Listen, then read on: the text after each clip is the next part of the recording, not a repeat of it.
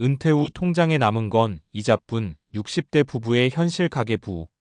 퇴직하면 이제 좀 쉬자. 남편은 그렇게 말했고 나도 고개를 끄덕였다. 수십 년 동안 회사와 집을 오가며 아이들 키우며 대출 갚으며 살아왔다. 이제는 우리 시간이 될 줄 알았다. 그런데 막상 퇴직금을 받아보니 그게 전부였다. 통장에 찍힌 숫자는 한때 든든해 보였지만 몇 달 지나지 않아 조용히 줄어들기 시작했다. 퇴직금으로 새 차도 사고 아이 결혼식 도와주고 여행 한번 다녀오니 어느새 생활비만 남은 통장이 되어 있었다. 이제 앞으로 30년을 어떻게 살아야 하나. 이게 지금 60대 부부들의 공통된 한숨이다. 은퇴 후에도 돈은 계속 나간다. 현실 가계부의 민낯. 은퇴하면 돈 쓸 일이 줄어들 거라 생각한다. 하지만 실제로는 반대다. 수입이 줄어드는 순간 지출은 고정비처럼 남는다. 아파트 관리비, 보험료, 의료비, 손주 용돈, 식비. 게다가 물가가 오를수록 이 생활비는 조금씩 더 커진다. 한국보건사회연구원의 조사에 따르면 60대 이상 부부의 월 평균 생활비는 약 260만 원. 그런데 국민연금 평균 수령액은 부부 합쳐 150만 원 수준이다. 결국 매달 100만 원 이상은 예금적 금퇴직금 같은 자산을 깎아 써야 한다는 말이다. 그러니 통장에 남는 건 결국 이자뿐이라는 말이 결코 비유가 아니다. 사례 1. 퇴직금 2억, 5년 만에 절반이 사라졌다. 현실형 은퇴자 부부. 서울 송파에 사는 63세 김모 씨 부부는 전형적인 중산층이었다. 남편은 35년 동안 대기업을 다녔고 아내는 아이들 키우며 살림을 도맡았다. 퇴직할 때 받은 퇴직금은 약 2억 원. 그 돈으로 은행 적금도 들고 자녀 결혼식에 7천만 원 지원하고 여행도 한번 다녀왔다. 그런데 5년이 지난 지금 통장에 남은 돈은 1억 원 남짓이다. 월세를 받는 건물이라도 있으면 좋겠지만 집 한 채가 전부예요. 국민연금 두 사람 합쳐서 160만 원 정도 들어오는데 관리비에 병원비, 식비하면 한 달에 300만 원은 금방 나가요. 김 씨 부부는 요즘 적자 가게를 줄이려고 소비를 최소화하고 있다. 외식은 한 달에 한 번, 커피는 집에서, 병원도 꼭 필요한 날만 간다. 하지만 이런 절약이 과연 평생 지속될 수 있을까? 젊을 때는 은퇴하면 편할 줄 알았어요. 이제는 하루하루가 돈 걱정이에요. 사례 2. 은퇴 후 재취업 하지만 몸이 안 따라준다. 활동형 은퇴자. 부산의 66세 박모 씨는 3년 전 은퇴 후 경비직으로 재취업했다. 퇴직금 1억 5천만 원이 있었지만 아이 결혼과 빚 정리로 절반이 사라졌다. 가만히 있으면 불안해서 일이라도 해야겠더라고요. 문제는 체력이다. 겨울엔 추워서 여름엔 더워서 버티기가 쉽지 않았다. 밤샘 근무도 많고 젊을 때처럼 몸이 안 돌아가요. 그래도 월 150만 원이라도 벌면 한숨은 덜하죠. 박 씨는 요즘 건강하게 오래 일할 수 있는 일을 찾고 있다.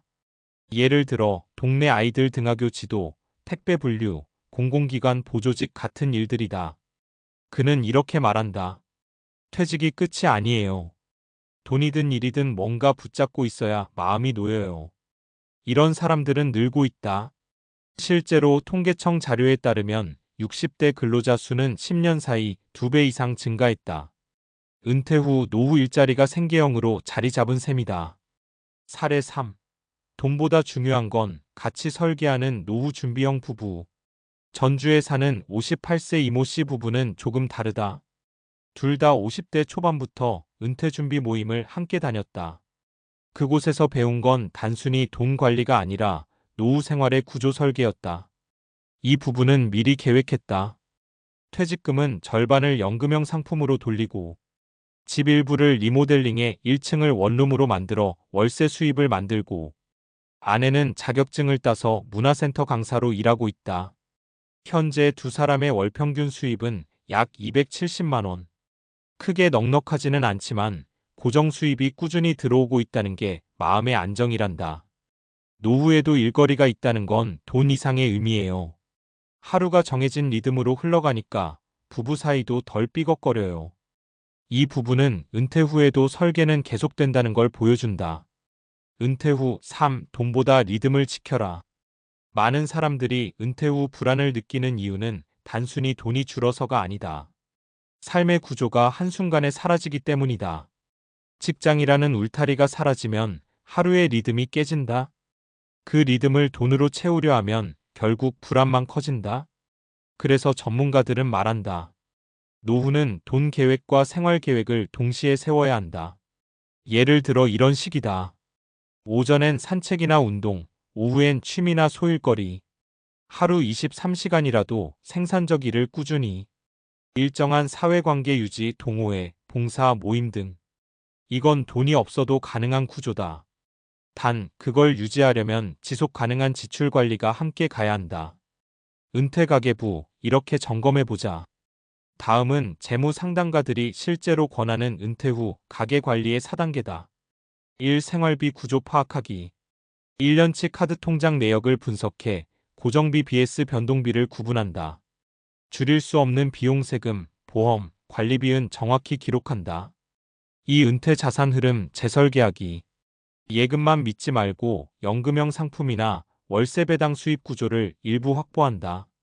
퇴직금 전액을 한 번에 쓰지 말고 일부는 생활비 전용 계좌로 나눠둔다. 3. 건강 자산 관리. 의료비는 노후 최대 지출 항목이다. 평소 꾸준한 운동과 정기 검진으로 예방 비용을 늘리는 게 결과적으로 절약이다. 4. 관계 유지 및 일거리 찾기. 돈보다 무서운 건 고립. 지역 평생교육원, 노인 일자리 사업, 작은 봉사활동 등에서 사람을 만나야 한다. 일은 수입보다 활력을 위한 것이다.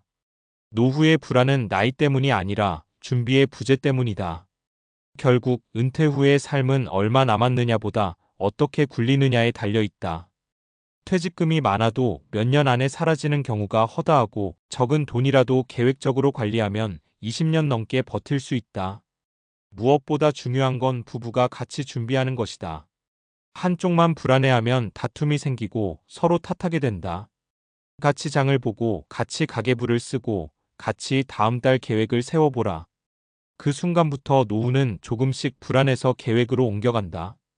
마무리하며 은퇴 후 통장에 남은 건 이자뿐이라는 말, 어쩌면 우리 사회의 현실을 가장 단적으로 보여주는 표현일지 모른다. 하지만 그 말 속에는 아직 희망의 여지도 있다. 이자가 남아있다는 건 아직 자산이 있고 시간이 있고 방향을 잡을 수 있다는 뜻이다. 이제 필요한 건 그 남은 이자에서 생활의 리듬을 다시 세우는 일이다.